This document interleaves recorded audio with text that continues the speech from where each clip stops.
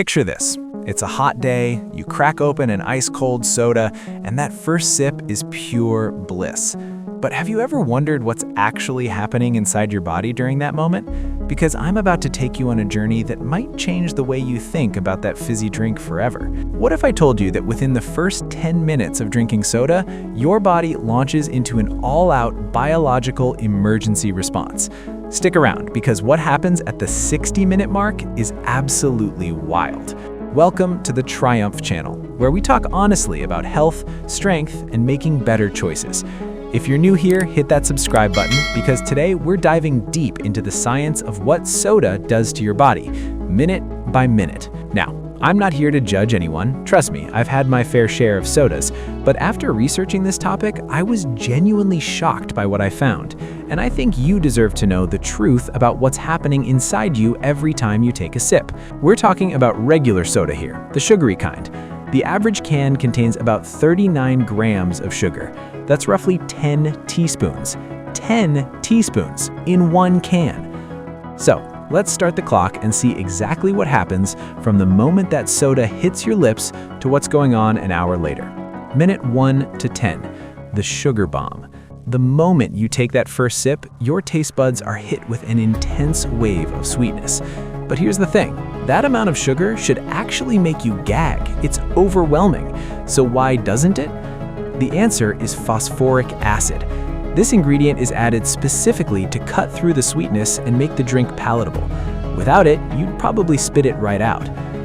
Now, within these first 10 minutes, that sugar is rapidly entering your bloodstream. Your blood sugar levels start to spike, and I mean spike.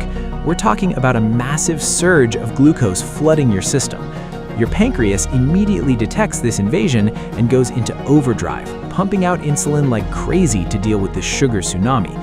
Think of insulin as the key that unlocks your cells so they can absorb this glucose. But here's where it gets interesting. This is such an extreme amount of sugar hitting your system so fast that your body essentially treats it like an emergency. Your liver jumps into action, and we'll talk more about what it does in a minute. Minute 20, the caffeine kicks in. By now, the caffeine in your soda has been fully absorbed. Your pupils dilate, your blood pressure rises, and your liver responds by dumping even more sugar into your bloodstream. Here's the science behind that energy boost you feel. Caffeine blocks adenosine receptors in your brain. Adenosine is the chemical that makes you feel tired. So when caffeine blocks it, you suddenly feel more alert and awake.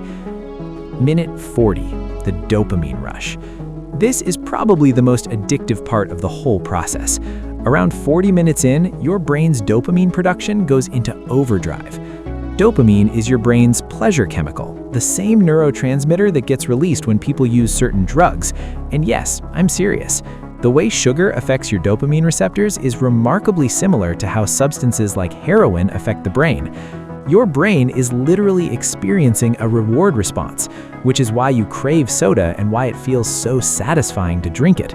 You're not weak-willed, you're dealing with actual biochemical addiction pathways. This is also why many people who try to quit soda experience withdrawal symptoms like headaches, irritability, and fatigue. It's not in your head, it's real chemistry. Minute 45. Your body increases dopamine production even more. We're not done with dopamine yet. About 45 minutes in, your body ramps up production even further. This is the peak of that feel-good sensation. You might feel euphoric, energized, maybe even a bit giddy. This is your reward system in full effect, which again reinforces the behavior and makes you want to reach for another soda tomorrow. Minute 60. The crash begins. All right, here we go. This is where things get real. About an hour after drinking that soda, you're about to experience what I call the great crash. Remember all that sugar your pancreas released earlier? Well, it's done its job, maybe a little too well. Your blood sugar levels start to plummet. You go from that sugar high to a sugar crash. You might feel tired or sluggish, irritable or cranky, hungry again, even though you just consumed 140 plus calories, foggy-headed or unable to concentrate. And here's the kicker. What do most people reach for when they feel this way? Another soda, and the cycle begins again. This is the blood sugar roller coaster, and millions of people are riding it multiple times a day without even realizing it. What happens when this becomes a habit? Now, everything I've just described happens from one soda, but most people don't drink one soda and call it quits. The average American consumes about 45 gallons of soda per year. That's nearly 390 cans. So, what happens when you repeat this process day after day, month after month, year after year? Number 1, your teeth suffer. The combination of sugar and acid in soda creates the perfect storm for tooth decay. The acid erodes your enamel, and the sugar feeds the bacteria in your mouth that cause cavities. Number 2, weight gain and obesity. Liquid calories don't trigger the same satiety response as solid food. Your brain doesn't register that you've consumed 140 calories, so you don't eat less to compensate. Over time, this leads to weight gain. 1 can per day adds up to about 50,000 extra calories annually. That's roughly 15 pounds of potential weight gain annually. Number 3, increased risk of type 2 diabetes. This constant flooding of sugar forces your pancreas to work overtime, day after day. Eventually, your cells can become resistant to insulin. This is called insulin resistance, and it's the primary driver of type 2 diabetes. Studies have shown that people who drink 1 to 2 cans of sugary beverages per day have a 26% greater risk of developing type 2 diabetes. Number 4, liver damage. Remember your liver dumping sugar into your bloodstream? Well, when you constantly overload it with fructose from soda, it starts converting that sugar into fat. This can lead to non-alcoholic fatty liver disease. Basically, you can develop liver damage similar to alcoholism, but from sugar. Number 5, heart disease. Regular soda consumption is linked to increased risk of heart disease, high blood pressure, and stroke. The constant inflammation and metabolic stress takes a serious toll on your cardiovascular system. Okay, so what can you do? Look, I know this all sounds pretty scary, but here's the good news. Your body is incredibly resilient. If you cut back on soda or eliminate it altogether, you can reverse a lot of this damage. Here are some strategies that actually work. Number 1, gradual reduction. Don't go cold turkey if you're a heavy soda drinker. Cut back slowly. If you drink 3 cans a day, go to 2, then 1, then maybe 1 every other day. Number 2, sparkling water. If you miss the fizz, try sparkling water.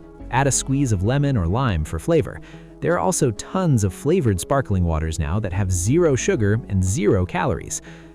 Number 3, green tea or herbal tea. If you need the caffeine, try green tea. You get the energy boost without the sugar crash, plus antioxidants.